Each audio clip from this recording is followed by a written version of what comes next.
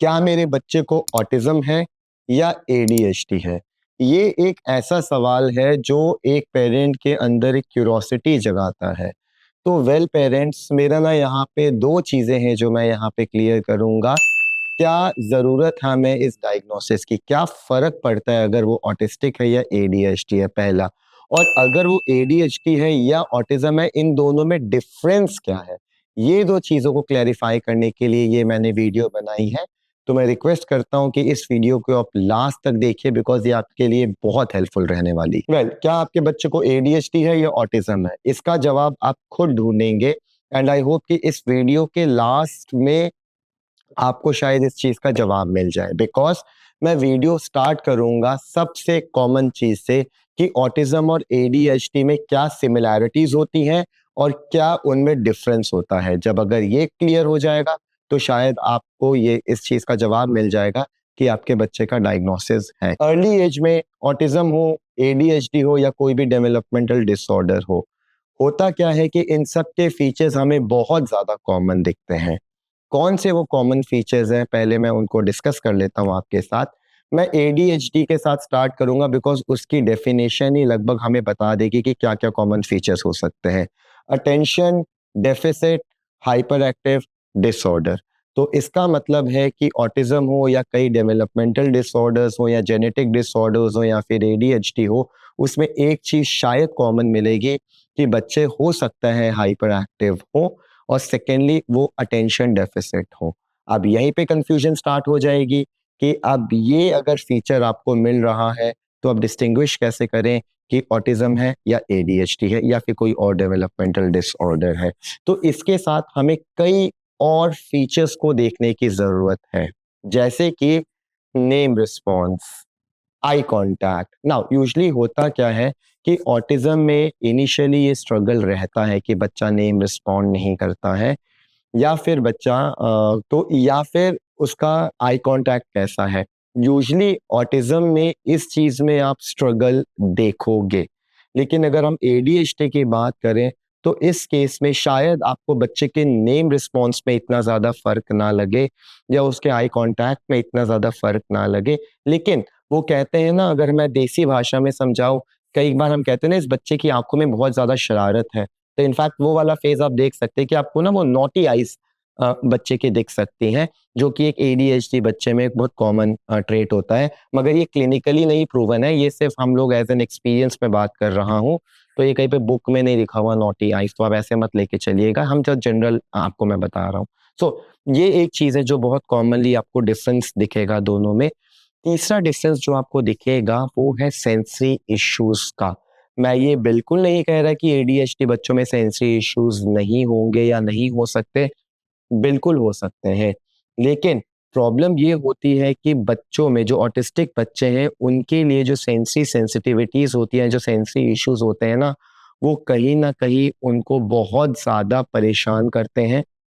और कहीं ना कहीं उन सेंसरी इश्यूज की वजह से भी आप देख सकते हैं कि वो बच्चे प्रॉपरली स्पेस या एनवायरनमेंट से लर्न नहीं कर पाते हैं। इन केस ऑफ एडीएचडी हो सकता है कि उन बच्चों में सेंसरी इश्यूज हो, लेकिन एडीएचडी बच्चे जो होते हैं वो एनवायरनमेंट से बहुत अच्छे तरीके से लर्न करते हैं।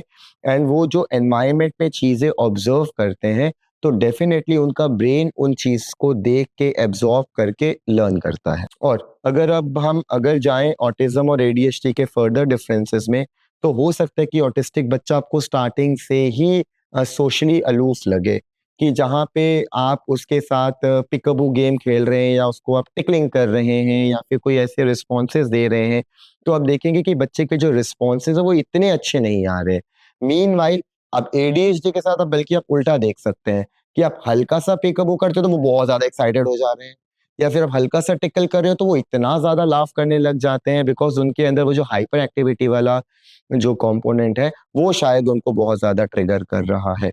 तो बेसिकली सेंसरी इश्यूज दोनों में ज्यादा है, लेकिन ऑटिज्म में कई बार क्या होता है कि जो सेंसरी स्टिमुलेशंस हम देते हैं वो इतना ज्यादा रिस्पॉन्सेज जनरेट नहीं कर पाती है। मगर एडीएचडी बच्चों में अगर हम कुछ सेंसरी इनपुट देते हैं तो वो एक अच्छा सा इनपुट देती है जहां पे आपको लगता है कि बच्चा रिस्पॉन्ड कर रहा है। फोर्थ स्टिमिंग ना, ऑटिज्म में यूजली 1 डेढ़ साल तक कोई भी अगर स्टिमिंग होगी तो वो बहुत ज्यादा प्रोमिनेंट दिखने लग जाएगी। भले ही वो विजुअल स्टिमिंग हो, किसी चीज को स्पिन करने की हो, या हैंड फ्लैपिंग हो, या किसी भी तरीके की स्टिमिंग हो, तो ऑटिज्म में ना आपको स्टिमिंग बहुत स्ट्रांग दिखेगी। मीनवाइल एडीएचडी में हो सकता है कि उसमें स्टिमिंग हो, लेकिन वो इतनी ज्यादा स्ट्रांग नहीं होगी कि उसकी डे टू डे लाइफ में उसको दिक्कत करे, या इनफैक्ट कई एडीएचडी बच्चों में वो स्टिमिंग या रिपीटेटिव बिहेवियर्स हमें दिखते ही नहीं है। अब जो नेक्स्ट मैं आपको बताऊंगा वो थोड़ा सा एडीएचडी की तरफ नेगेटिव है। वो ये है कि जो एडीएचडी बच्चे होते हैं ना, जितना मेरा एक्सपीरियंस है और जितना मैंने डील किया है इनके साथ, ये बहुत ज्यादा अटेंशन सीकर्स बच्चे होते हैं। एंड ऑब्वियसली जैसे बच्चा बड़ा हो रहा है, अगर वो 2 ढाई साल का बच्चा हो चुका है, तो अब जो ऑटिज्म की बेसिक डेफिनेशंस है उन चीजों को अब आप क्लियरली बच्चे में फिट कर सकते हैं। जैसे कि बच्चा सोशली अलूफ रहना चाहता है, बच्चा रिपीटेटिव बिहेवियर्स बहुत ज़्यादा कर रहा है, उसका लैंग्वेज या स्पीच बिल्कुल डेवलप नहीं हो रही है या उस स्पीड में डेवलप नहीं हो रही है। प्लस ये भी देखेंगे कि जो ऑटिस्टिक के दूसरे दूसरे फीचर्स होते हैं वो भी अब क्लियरली प्रोमिनेंट होने लग जाएंगे। मीनवाइल अगर मैं एडीएचडी की बात करूं, तो एडीएचडी बच्चों में स्पीच शायद, बिकॉज अगेन ये डिपेंड करता है कि एडीएचडी की भी सिवियरिटी क्या है, मगर आप देख सकते हैं कि बच्चे की स्पीच, लैंग्वेज एंड कम्युनिकेशन ये बहुत बेटर तरीके से डेवलप होता है। कहने का मतलब है कि ये बच्चा एक्सप्रेसिव है अपने नीड्स के लिए, और ये बच्चा कहीं ना कहीं एडीएचडी में ये देखा गया कि उनकी स्पीच भले ही कॉम्प्रोमाइज होती है, उनकी लैंग्वेज इतनी अच्छी डेवलप नहीं होती, मगर एटलीस्ट वो उस लेवल पे होते हैं जहाँ पे वो इजीली कम्युनिकेट कर पाए अपने पेरेंट्स के साथ। तो ये चीज़ हम बहुत ज़्यादा देखते हैं कि जो कम्युनिकेशन का पार्ट है वो ऑटिज्म में ज़्यादा सीवियरली इशू क्रिएट करता है एज कम्पेयर टू एडीएचडी। अब जैसे सोशल अलूफनेस मैंने आपको बोला है, तो डेफिनेटली जो एडीएचडी बच्चे होते हैं वो सोशली इतने अलूफ नहीं होते हैं। जब हम उनको ग्रुप में डालते हैं तो हम देखते हैं कि वो ग्रुप में बैठते हैं और एक दूसरे जो दूसरे फ्रेंड्स हैं उनके साथ शेयरिंग एंड केयरिंग वाला मेथड भी रखते हैं। मगर प्रॉब्लम ये आती है कि वो ओवर एक्साइटेड होते हैं, वो इतने ज्यादा हाइपर होते हैं कि किसी भी एक पर्टिकुलर एक्टिविटी को सस्टेन नहीं कर पाते हैं। अगर सर्कल टाइम में बैठे तो 2 मिनट में वो भाग जाएंगे, अगर वो खाना खा रहे हैं ग्रुप में तो 2 बाइट लेंगे फिर भाग जाएंगे। तो इस तरीके के फीचर्स जहाँ पे ना टीचर्स कहते हैं इसको टिकाओ, आपका बच्चा तो बहुत अच्छा है, पढ़ाई में भी बहुत अच्छा है, लेकिन ये ठहराव नहीं है, टिकता नहीं है, जो मैं कुछ बोलती हूँ तो वो ध्यान नहीं देता। तो ऐसे फीचर्स अब आपको उस बच्चे में दिखने लग जाएंगे। मगर यहाँ पे जो 70% होता है वहाँ पे टीचर्स कहते हैं कि आपका बच्चा पढ़ाई में बहुत अच्छा है, आपका बच्चा कम्युनिकेट कर लेता है, सबसे पहले क्लास में वर्क कंप्लीट कर लेता है, मगर ये टिकता नहीं है, ये दूसरों को परेशान करता रहता है, कहीं ना कहीं ये अटेंशन सीकिंग बिहेवियर्स करता है, या फिर मेरी सुनता नहीं है, बार बार क्लास से भाग जाता है, क्लास में रोम अराउंड करता है। तो ये सारी चीजें हैं जो एडीएचडी में जनरली दिख। और अगर अगर हम ऑटिज्म की बात करें तो तीन या चार तरीके की आपको चीज दिखेंगी। या बच्चा बहुत ज्यादा एंग्शियस हो जाता है, बिल्कुल ग्रुप में नहीं बैठता, रोना स्टार्ट कर देगा, या फिर अगर सपोजेटली टीचर्स का सर्कल टाइम में बिठाना चाहती है, कुछ सर्कल में एक्टिविटीज कराते हैं, तो कई बार हम देखते हैं कि वो बच्चा बिल्कुल कॉर्नर में जाके सेग्रीगेट हो चुका है और अपनी दुनिया में किसी एक चीज के साथ इन्वॉल्व है, instead of coming and be the part of that circle.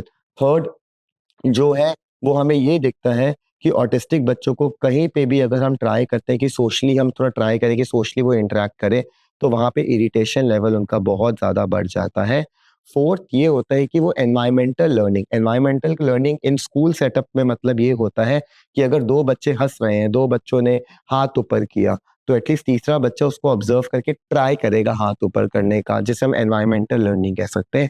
ये एनवायरमेंटल लर्निंग बहुत ज्यादा कॉम्प्रोमाइज्ड होती है। सो पेरेंट्स ये कुछ डिफरेंसेस हैं जो ऑटिज्म और एडीएचडी में आप देख सकते हैं। और अगर आपका बच्चा इन दोनों में से कॉमन फीचर्स किसी एक कैटेगरी में दिखा रहा है, तो हो सकता है कि आपका बच्चा एडीएचडी है, ऑटिस्टिक नहीं। अगर ऑटिज्म में है तो एडीएचडी नहीं। और कई बार ये दोनों चीजें कंबाइंड भी होती हैं, जो कि एक अगेन एक कॉम्प्लेक्स चीज है, जो कि मुझे लगता है वीडियो में हम इतनी इजी तरीके से नहीं समझा सकते।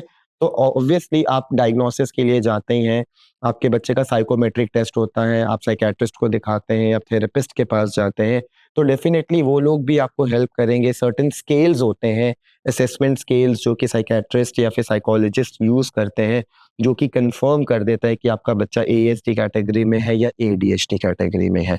बट मैं आपको एक चीज़ बहुत क्लियर कर दूँ, आप इन कन्फ्यूजन्स में ज़्यादा मत रहिएगा कि ऑटिज़्म या एडीएचडी है। बेसिक अगर मैं बात करूँ 1.5 साल से 2 साल या 2.5 साल तक के बच्चों की, तो यहाँ पे थेरेपिस्ट का मेन गोल होता है कि वो सिम्पटम्स पे वर्क करे। जो सिम्पटम्स बच्चे के दिख रहे हैं, उस सिम्पटम्स पे वर्क करे और ट्रस्ट में इतना ज़्यादा डायग्नोसिस में फ़र्क नहीं रहता। हाँ, अगर 2.5 से 3 या 4 साल के बच्चे की बात करूँ, तो हमें ये बहुत क्लियर होना चाहिए कि वो किस कैटेगरी में है, बिकॉज़ उसके बाद हम उसका जो प्लान है कि वो स्कूल जा सकता है, नहीं जा सकता, कौन-सी करेक्ट एज है, उसको कैसे वाले ग्रुप्स चाहिए, उसको इम्पल्सिविटी है, तो फिर कैसे ट्रीटमेंट चाहिए।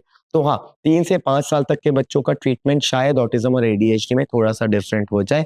बट आप टेंशन मत लीजिए, कहने का मतलब ये है कि डायग्नोसिस कोई भी हो, हर बच्चा डेवलप करता है, बहुत अच्छे तरीके से डेवलप करता है और जो हमारा मेन टारगेट है, प्राइमरी टारगेट है कि वो इंडिपेंडेंट हो जाए, वो हर बच्चा अचीव कर सकता है।